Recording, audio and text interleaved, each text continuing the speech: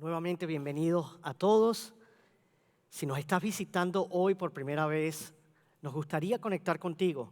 Lo único que tienes que hacer es tomar tu teléfono y textear la palabra conectar al 239-239 y allí vas a poder conectar con nosotros y dejarnos saber cómo podemos ayudarte en tu caminar con el Señor. ¿Cuál es ese próximo paso que tú necesitas dar y que nosotros podemos acompañarte y estar contigo en el proceso?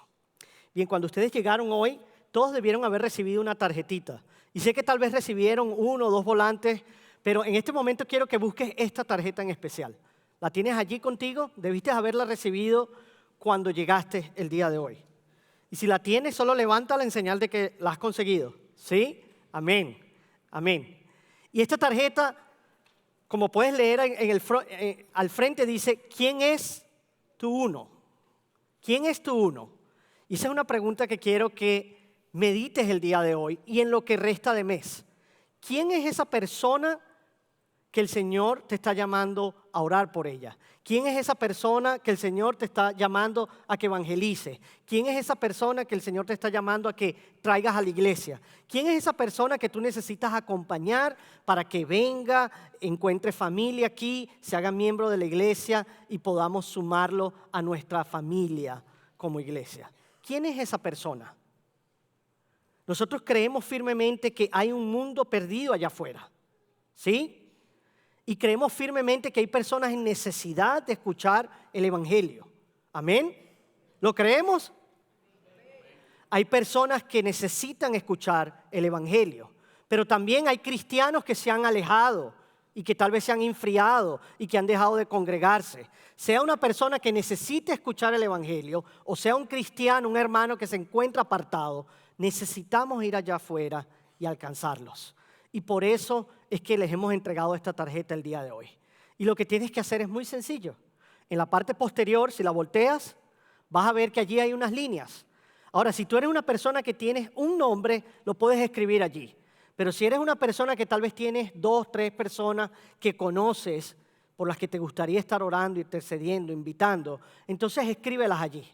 Pero no dejes esta tarjeta simplemente allí en el asiento. Llévala contigo, ponla en tu Biblia, métela en tu cartera, llévala donde sea que vayas y recuerda cada vez que la veas que debes orar por ese uno. Y luego invítalos a la iglesia, invítalos a la noche de adoración, invítalos el Viernes Santo, invítalos a Pascua. Creemos firmemente que el Señor está llamándonos a salir allá afuera y a buscar a los más necesitados. Amén. Bien, hoy vamos a continuar con nuestra serie sobre los 7 dichos de Jesús. El día de hoy vamos a estar analizando esa frase que Él dice, hoy estarás en el paraíso. Voy a invitarlos a ponernos de pie para honrar la lectura de la palabra. Si tienes tu Biblia en mano, puedes acompañarme a Lucas capítulo 23, el mismo capítulo que estuvimos la semana pasada, pero vamos a estar en los versículos 39 al 43. Y si no tienes tu copia contigo, en pantalla verás los versículos. Lucas capítulo 23, versículo 39, dice, uno de los malhechores que estaban colgados allí le lanzaban insultos, diciendo, ¿no eres tú el Cristo? Sálvate a ti mismo y a nosotros. Pero el otro le contestó y reprendiéndolo, dijo, ¿ni siquiera temes tú a Dios a pesar de que estás bajo la misma condena?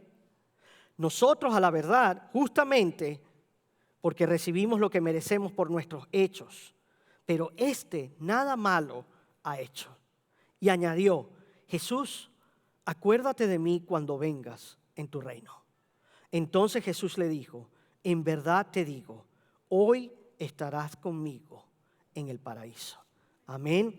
Pueden tomar asiento.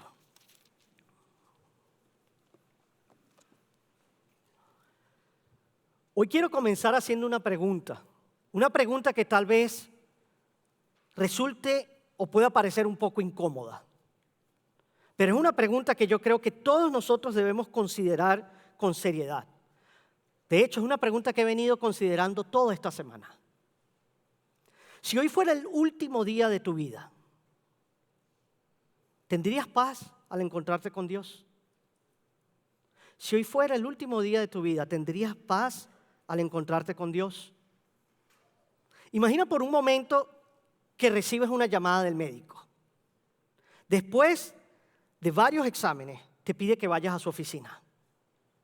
Cuando llegas allí a la oficina, puedes ver por su cara que se siente allí frente a ti, que tiene una expresión seria y que te dice: lo siento, hemos hecho todo lo que podíamos hacer, pero ya no hay más tratamientos disponibles.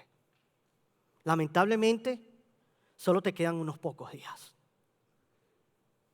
En un momento así, muchas de las cosas que hoy parecen urgentes o importantes realmente pierden su peso. El afán por el trabajo, las metas financieras, las discusiones tontas que tenemos con la familia, los planes que hemos hecho para el futuro, todo eso pasa en ese momento a un segundo plano. Y la única pregunta que verdaderamente importa en ese momento es la siguiente: ¿estoy preparado para encontrarme con Dios? A lo largo de la historia, muchas personas han enfrentado la muerte con miedo y con desesperación. Pero también hay muchos otros que han enfrentado la muerte con una paz profunda. No porque ellos fueran perfectos, sino porque confiaban en Cristo. Y en el pasaje que veremos hoy encontramos a un hombre que está exactamente en esa situación. A él no le quedan años, no le quedan meses, no le quedan días. Le quedan unas cuantas horas. Y en esas últimas horas de su vida, él escucha la declaración más extraordinaria que jamás se haya pronunciado. Él escucha: en verdad te digo, hoy estarás conmigo en el paraíso. Y estas palabras revelan algo glorioso sobre el corazón del Evangelio. Lo que vemos allí en esa escena es que mientras Jesús sufre en la cruz, mientras la multitud se burla y mientras la oscuridad cubre todo el Calvario, Él sigue salvando a los pecadores. Recordemos el momento en que está ocurriendo esta escena. Jesús ha sido arrestado durante la madrugada, ha sido juzgado injustamente, ha sido acusado falsamente y ha sido condenado por las autoridades religiosas. Y después de eso fue entregado al gobernador romano y finalmente fue condenado a la crucifixión. Como dijimos la vez pasada, la crucifixión era uno de los castigos más crueles que existían. Era utilizado por el Imperio Romano y no era solo una forma de ejecución, sino que era una forma pública de humillación y de tortura hasta la muerte. Las víctimas eran clavadas o atadas a una cruz y dejadas allí durante horas, a veces días, para que murieran lentamente. Y Jesús no está solo en el Gólgota. Jesús está con dos personas. Jesús está justo en medio de dos criminales. Y Lucas nos dice que eran malhechores, personas culpables de delitos graves que recibían el castigo que merecían. Y estos dos hombres representan a toda la humanidad. Son pecadores, están frente a la muerte y se encuentran cara a cara con el mismo Salvador. Pero sus respuestas son completamente diferentes. Y esa es la diferencia que va a definir su eternidad. Lo que hoy vamos a ver es que la realidad del corazón humano sin Dios, vamos a ver el poder transformador del arrepentimiento y cómo la gracia de Cristo salva hasta el último momento. Veamos ese primer punto. El corazón humano está espiritualmente muerto sin la gracia de Dios. Acompáñenme al versículo 39, dice: uno de los malhechores que estaba colgando allí le lanzaba insultos, diciendo: ¿no eres tú el Cristo? Sálvate a ti mismo y a nosotros. Este hombre está muriendo. Está en los últimos momentos de su vida. Su vida está terminando. Está experimentando dolor, debilidad, sed, agotamiento. Y aún así, en lugar de arrepentirse, se burla de Jesús. Eso que él dice allí no es una petición de perdón. Es una exigencia de alivio. Ese hombre, aún en su agonía, sigue demandando. Fíjate bien en lo que dice y en lo que no dice. Por ejemplo, él no dice: ten misericordia de mí. Él tampoco dice: Padre, perdóname. En cambio, lo que él dice es: ¿por qué no arreglas esto? ¿Por qué no te bajas tú, te salvas y nos salvas a nosotros? Ahora, lo curioso sobre esto es que este ladrón no niega el poder de Jesús, sino que más bien como que cuestiona la utilidad de Jesús. Es como si le estuviera diciendo, si realmente tú eres quien dices ser, entonces demuéstralo. Demuéstralo mejorando mis circunstancias. Bájate de esa cruz y bájanos a nosotros. Lo que vemos allí no es ateísmo, no es que no crea en Él. Lo que vemos allí es una religión centrada en uno mismo. Esta persona no quiere a Jesús como Señor. Él quiere a Jesús como medio para un fin. Él no está buscando salvación espiritual. Él lo que quiere es escapar del dolor. Él quiere un milagro conveniente. Él quiere un alivio sin arrepentimiento. Un escape sin entrega. Salvación sin sumisión. Ahora, vemos en Mateo 27:44 y Marcos 15:32 que estos dos ladrones antes se burlaban de Jesús. Ambos lo maldecían, ambos le lanzaban insultos y ambos se unieron a la multitud. Lo que significa que este ladrón en específico no es que sea especialmente malvado, sino simplemente que es el que nunca llega a tener un cambio de corazón. Entonces vemos que el dolor realmente no es como nos dicen que produce automáticamente humildad. El dolor no produce automáticamente humildad y el sufrimiento no conduce necesariamente al arrepentimiento. Si hubiese sido así, ese ladrón se hubiese arrepentido. Seguro que tú lo has visto en la vida diaria. Por ejemplo, dos vecinos que pierden su trabajo. Ambos pierden el trabajo al mismo tiempo, pero entonces uno de ellos comienza a confiar en Dios y se siente más tranquilo, mientras que el otro más bien se llena de enojo, se amarga y piensa que no hay salida. La misma situación, pero corazones distintos. Y lo mismo ocurre también en muchas familias cuando pierden a un ser querido. Unos encuentran consuelo y esperanza en el Señor, mientras que otros se hunden en una tristeza y en la rabia. Así que este ladrón que estamos observando representa una actitud que muchas personas tienen hacia Jesús. Es esa actitud que dice, si Dios me amara, esto no estaría pasando. Si Él realmente me amara, esto no estaría pasando. Si Jesús fuera real, definitivamente arreglaría mi matrimonio. Yo oré una vez y nada cambió. Si Dios fuese real, todo hubiese cambiado. Pero este no es un problema realmente de cercanía con Jesús. El problema no es la cercanía a Él, porque si te fijas, este ladrón está cerca de Jesús. Es más, está tan cerca, tan suficientemente cerca que él puede oír su respiración. Está suficientemente cerca para oír su oración y aún así lo rechaza. Y esto revela algo muy profundo sobre la naturaleza del pecado. El pecado no solo afecta nuestras acciones, no solo afecta cómo nos comportamos. El pecado endurece el corazón. Y la Biblia nos enseña que el problema fundamental de nosotros como humanos no es simplemente que cometemos errores. El verdadero problema es que estamos muertos espiritualmente. Eso fue lo que Pablo dice cuando dijo que estábamos muertos en delitos y en pecados. En Efesios 2:1. Pablo reconoció que estábamos muertos en delitos y en pecados. Y una persona espiritualmente muerta, obviamente no puede salvarse a sí misma. ¿Por qué no puede salvarse a sí misma? Porque está muerta. Un muerto no puede resucitarse a sí mismo. Entonces necesita que alguien más le dé vida. Y así de la misma manera el corazón humano necesita que Dios obre primero. Es como si tú intentaras conectar una lámpara o encender una lámpara que no está conectada a la corriente. No importa cuántas veces tú le des allí a ese interruptor, puedes darle una y otra vez, pero si no está conectada, no va a encender. El problema realmente no es el interruptor, el problema es la falta de poder. Y así es el corazón humano sin la gracia de Dios. Una persona espiritualmente muerta no puede producir esa fe por su propio poder. Necesita que Dios obre primero en su vida, en su corazón. Y eso es exactamente lo que vemos en este primer caso. El criminal ve a Jesús, escucha a Jesús, está literalmente a metros del Hijo de Dios y aún así su corazón permanece duro. Y eso nos recuerda algo muy importante.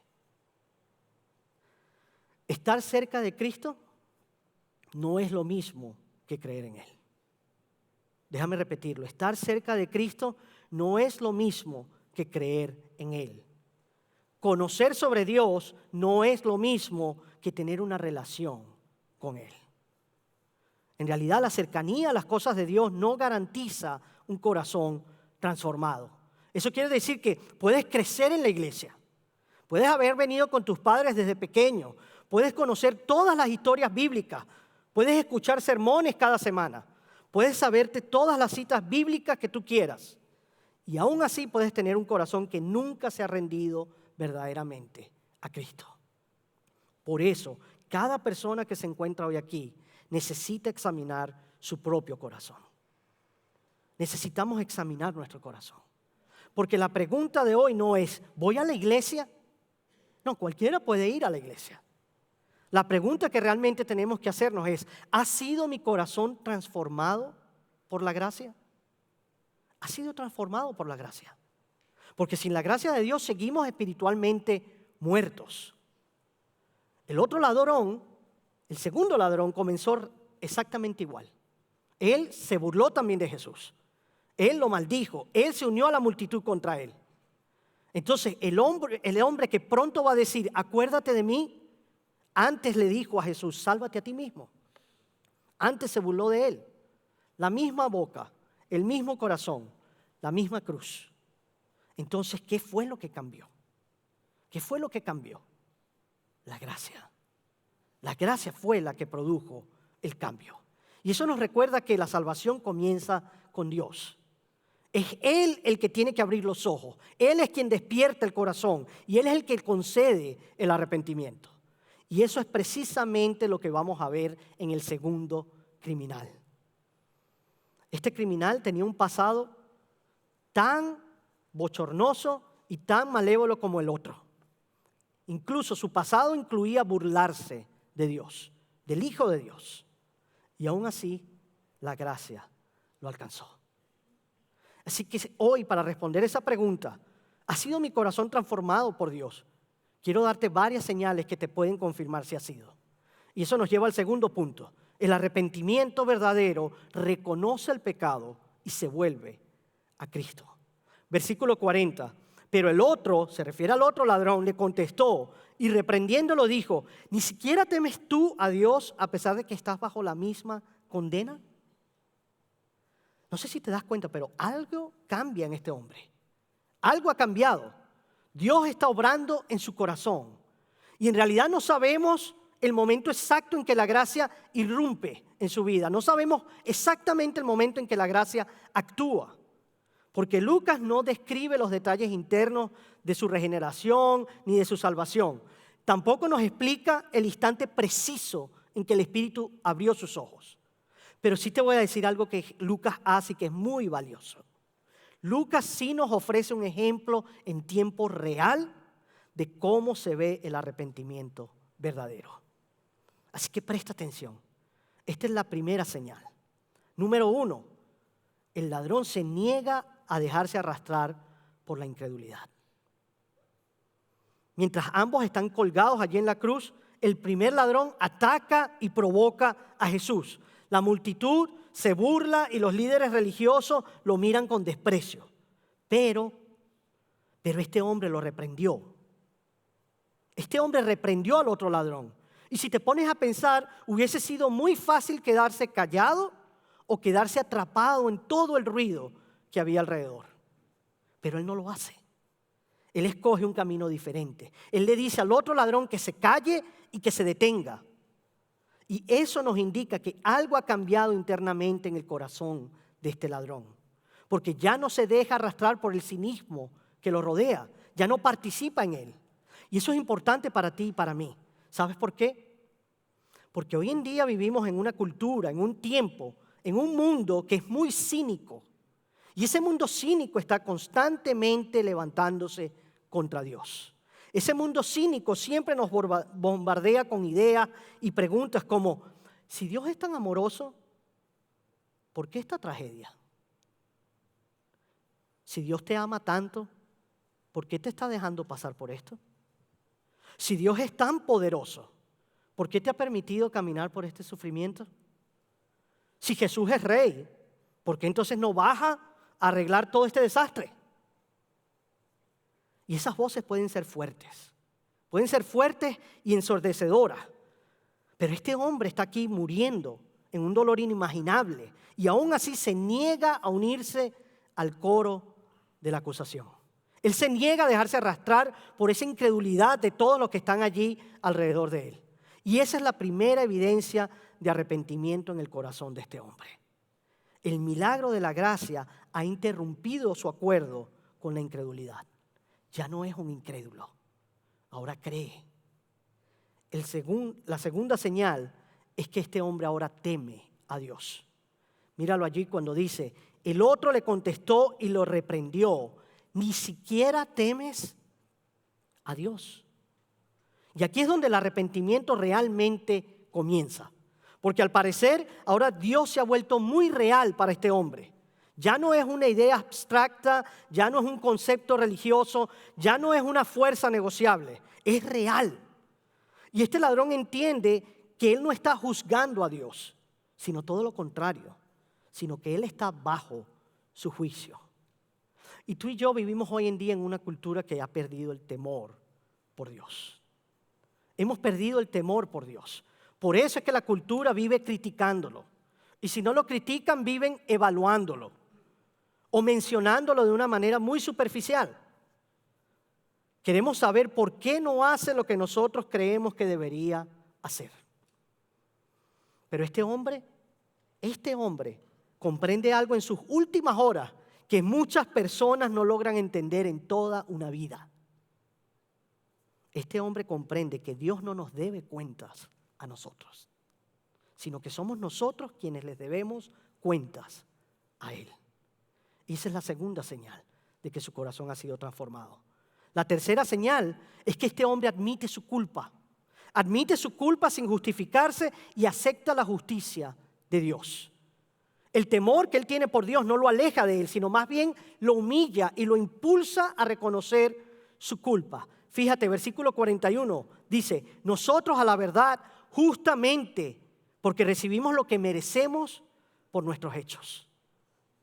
Sin excusas, sin minimizar su pecado, sin culpar a otros. Él no viene y dice, oh no, yo solo he cometido errores. Él dice, yo merezco esto.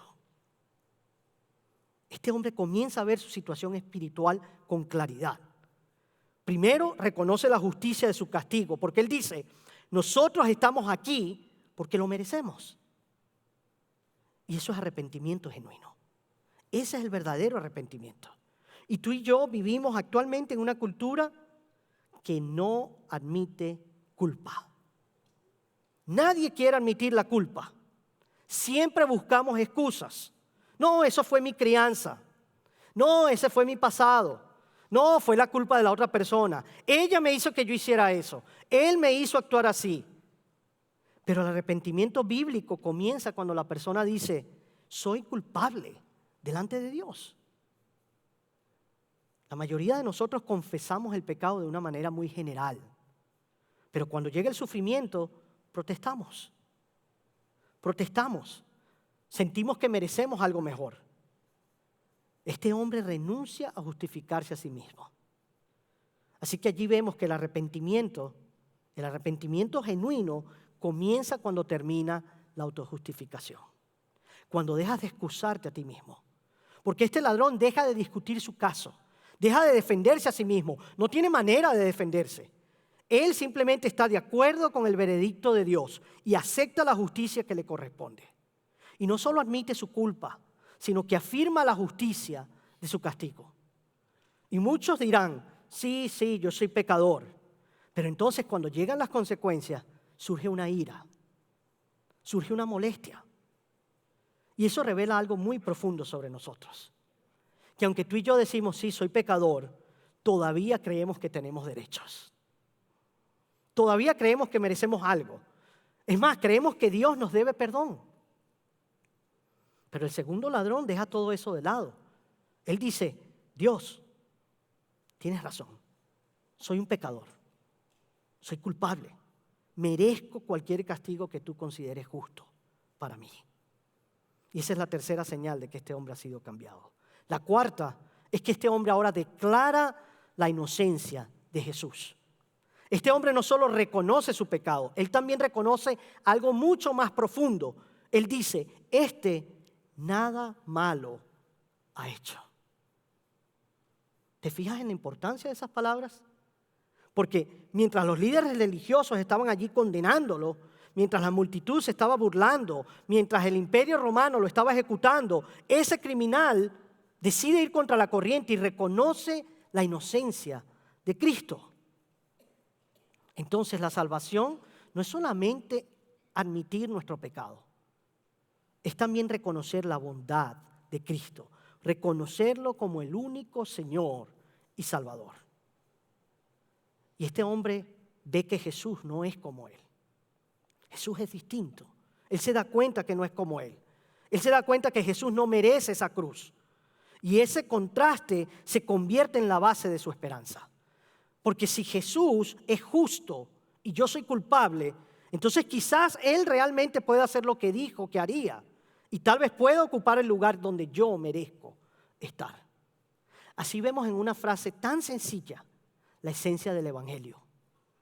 Jesús tomó nuestros castigos para que tú y yo no tuviéramos que pagar la pena. Y la quinta señal de que este hombre ha sido transformado es que él reconoce a Jesús como rey. Y no solo lo reconoce como rey, sino que clama por misericordia. Versículo 42. Y dijo Jesús, acuérdate de mí cuando vengas en tu reino. Este hombre cree que Jesús es rey. ¿No es impresionante? Es impresionante. ¿Sabes por qué? Porque todo parece indicar lo contrario. En ese momento lo que él ve allí frente a sus ojos es a un hombre moreteado, sangrando, clavado en una cruz, como si no tuviera poder absoluto. Un hombre que está muriendo. Pero aún así este hombre cree que Jesús tiene un reino y que él reinará sobre ese reino y que su historia no termina en la muerte. Él ve en Jesús un poder de amor que supera esos clavos que él tiene en sus manos. Él ve más allá de la sangre y la vergüenza. Él ve a un rey majestuoso. Y porque él ve a un rey majestuoso, entonces hace la cosa más simple, pero también la más profunda. Él simplemente pide misericordia. Le dice, Jesús, acuérdate de mí. Acuérdate de mí. Ambos ladrones querían ser salvados. Pero hay una diferencia, hay una gran diferencia entre decir, sálvate a ti mismo y luego sálvanos a nosotros, a decir, Señor, acuérdate de mí. Uno exige rescate en sus propios términos. El otro se entrega a la misericordia en los términos de Cristo. Uno intenta usar a Jesús, el otro se entrega a Jesús. Sin negociaciones, sin promesas, sin historial que presentar. Solo un hombre quebrantado, arrepentido, confiando en un Salvador que está muriendo. Eso es arrepentimiento. Eso es fe. Entonces, hermanos, la fe no es confiar en nuestras obras. No es confiar en nuestra moralidad. No es ni siquiera confiar en nuestros esfuerzos religiosos. La fe es confiar en lo que Cristo hizo por nosotros en la cruz. Solo imaginen a una persona que se esté ahogando. ¿Qué es lo que puede hacer una persona que se está ahogando? Una persona que se está ahogando, en realidad no intenta nadar más fuerte, porque ya lo ha intentado y ha fallado. Tampoco intenta salvarse por sí mismo, ni tampoco anda presumiendo de lo muy bien que nada, porque si no, no se estaría ahogando. ¿Qué es lo que hace esa persona? Simplemente se aferra al salvavidas. Si quiere salvarse, simplemente se aferra al salvavidas. Y esa es la fe salvadora. No confiar en nuestras obras, en nuestros méritos, sino aferrarnos a Cristo. Y eso nos lleva a nuestro último punto. La gracia de Cristo salva completamente al pecador que cree. Versículo 43. Vemos que desde la cruz Jesús pronuncia las palabras más esperanzadoras que jamás haya oído un pecador que está muriendo. Lo mejor que una persona podría oír. Versículo 43. Entonces Jesús le dijo, en verdad te digo, hoy estarás conmigo en el paraíso. Hoy. La respuesta de Jesús es una de las declaraciones más hermosas en toda la Escritura. Porque Jesús dice, de cierto te digo, de cierto te digo. Es decir, es una promesa absoluta. Es una promesa divina, es una garantía divina. Y luego le dice, hoy. Hoy. No es después de un proceso. No es después de la purificación. La salvación no es un proceso que este hombre tenga que completar. Es un regalo que él recibe inmediatamente. Inmediatamente. Así que cuando una persona confía verdaderamente en Cristo, la salvación es inmediata. Es al instante. Pero después de eso, Jesús dice algo aún más glorioso. ¿Sabes qué le dice? Estarás conmigo. Estarás conmigo. ¿Sabes por qué es lo más glorioso? Porque la mayor bendición del cielo no es el lugar. La mayor bendición del cielo no es el lugar. La mayor bendición es estar con Cristo. Esa es la mayor bendición. Es más, el apóstol Pablo entendía eso cuando él escribió que partir y estar con Cristo era muchísimo mejor que estar en esta tierra. Y finalmente Jesús dice, estarás conmigo en el paraíso. En el paraíso. Y la palabra paraíso nos hace pensar en el jardín de Dios. La palabra nos dice que el jardín de Dios era un paraíso. La historia de la Biblia comenzó allí, en el jardín del Edén, en el paraíso. Pero cuando Adán pecó, la humanidad fue entonces expulsada de ese lugar.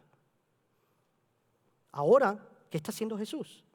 Ahora Jesús en la cruz está haciendo algo muy glorioso, porque Él está abriendo el camino de regreso. No es que Él está muriendo, Él está abriendo el camino de regreso. Lo que Adán perdió, Cristo lo está restaurando. Y ahora le está ofreciendo ese paraíso a un criminal que no tiene absolutamente nada que ofrecer. Es más, hay una historia muy famosa sobre este pasaje. Imagínate que el ladrón llegase al cielo. Y cuando él llega allí al cielo, hay un ángel en la puerta vigilando quién entra y quién no. Y ese ángel le pregunta, ¿cómo llegaste tú aquí? Y el ladrón le responde, no lo sé. Entonces el ángel le pregunta, ¿conoces la doctrina de la justificación por la fe? Y el ladrón responde, no. ¿Conoces la doctrina de la santificación? Y el ladrón responde, no. ¿Conoces la doctrina de la inspiración de las Escrituras? Y el ladrón de nuevo dice, no. Entonces el ángel pregunta, bueno, ¿y cómo llegaste aquí? Y entonces el ladrón le responde, el hombre que estaba en la cruz del medio me dijo que podía venir. Esta historia captura algo simple, pero muy profundo del Evangelio. Aquel ladrón no tenía un buen expediente. No tenía un historial de buenas obras. Es más, ni siquiera tenía tiempo para arreglar su vida. Todo lo que tenía era un Salvador que estaba muriendo y una súplica desesperada por misericordia. Pero ¿sabes qué? Eso fue suficiente. Eso era todo lo que necesitaba. Y ahí está la esperanza increíble de este pasaje. No era demasiado tarde para que ese hombre se volviera a Jesús. Había desperdiciado su vida. Antes se había burlado de Jesús. Había vivido en rebelión. Y aún así, en las últimas horas de su vida, la gracia lo encontró. Al final de esta historia, solo vemos 3 cruces en la colina. En la cruz del medio está Jesús, el Salvador del mundo.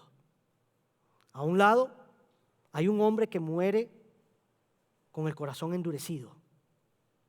Y al otro lado hay un hombre que muere con esperanza. Ambos estaban cerca de Jesús. Ambos escucharon sus palabras, pero solo uno se volvió a Él en fe. La diferencia no fue su pasado. La diferencia fue su respuesta a Jesús. Y eso nos lleva a la pregunta más importante de hoy. ¿Cuál de los dos ladrones eres tú? ¿Cuál de los dos ladrones eres tú? Al comenzar este mensaje, hice dos preguntas. Déjame hacerlas una vez más. La primera pregunta fue, si hoy fuera el último día de tu vida, ¿tendrías paz al encontrarte con Dios? Y la segunda pregunta fue esta. ¿Estás preparado? ¿Estás preparado para encontrarte con Dios? Ese ladrón no estaba preparado. Ese ladrón no estaba preparado hasta que él miró a Jesús y dijo, Señor, acuérdate de mí. Y fue entonces cuando Jesús respondió con una promesa llena de esperanza. Hoy estarás conmigo en el paraíso. La pregunta final no es qué hiciste en tu pasado. La pregunta final no es qué hiciste en tu pasado. La pregunta final es esta. ¿Cuál es tu respuesta a Jesús hoy? ¿Cuál es tu respuesta a Jesús hoy? Dependiendo de tu respuesta, definirá tu eternidad. Si quieres poner tu fe en Jesús, lo único que tienes que hacer fue lo que hizo ese ladrón. Si quieres poner tu fe en Jesús, solo debes recibir su misericordia mientras Él todavía responde. Si para ese ladrón no fue demasiado tarde, entonces tampoco es demasiado tarde para ti. Hoy puedes confiar en Jesús. Puedes confiar en Él y lo único que debes hacer es decir, Señor, acuérdate de mí.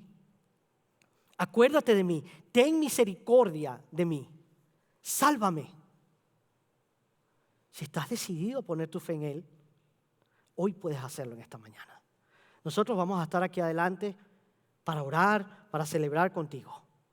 Solo recuerda esto. 3 cruces, 2 pecadores, un Salvador. Y el hombre en la cruz del medio todavía responde. Amén. Vamos a agachar nuestras cabezas, inclinar nuestro rostro para orar juntos en esta mañana. Vamos a pedirle a nuestros líderes servidores que pasen al frente. Y si en esta mañana tú estás en necesidad de oración, puedes venir adelante y con gusto oraremos por ti. Pero allí donde tú te encuentras en esta mañana, con tu rostro inclinado, tus ojos cerrados, reflexiona en las preguntas que escuchaste hoy. ¿Cuál de los 2 ladrones eres tú? ¿El ladrón que se cree suficiente? ¿O tal vez el que quiere a Cristo pero solo para que le resuelva la vida? ¿O eres aquel que definitivamente quiere poner su fe en Él y recibir salvación? ¿Qué pasaría si hoy fuera el último momento de tu vida? ¿Estarías en paz? ¿En paz frente a Dios?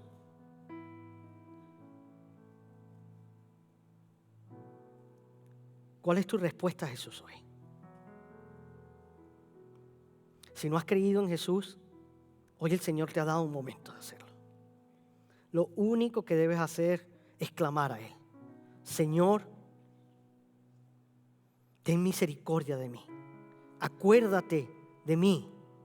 Sálvame, Señor. Sálvame y seré salvo. Y si esa es tu oración esta mañana, queremos invitarte a que pases al frente, a que permitas que oremos por ti, que celebremos contigo. Y si tú eres creyente y estás aquí hoy, pero necesitas oración porque Tal vez has estado dudando, tal vez has estado preguntándote si realmente todo esto es real, si Dios es real, ¿por qué no está allí para ti? Queremos orar por ti y fortalecer tu fe juntos orando. Padre, damos gracias, Señor, por tu misericordia, porque aún desde la cruz tú fuiste valiente, Señor, valiente hasta el final, valiente y obediente hasta el punto de morir en una cruz. Y damos gracias, Señor, por la valentía que tú nos das, la valentía que le diste a ese ladrón, que allí en su último momento no tuvo vergüenza, no se dejó influenciar por la multitud, no se preguntó qué va a pensar la gente de mí si yo respondo a Cristo, sino que fue valiente y en medio de la multitud dijo: Señor, acuérdate de mí. Señor, que esa sea nuestra actitud, que nuestra actitud sea corazones valientes, que proclamen tu nombre y que se rindan a ti totalmente.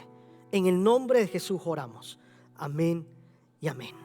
Si en esta mañana necesitas oración, puedes pararte y venir al frente a medida que entonamos cánticos a nuestro Señor.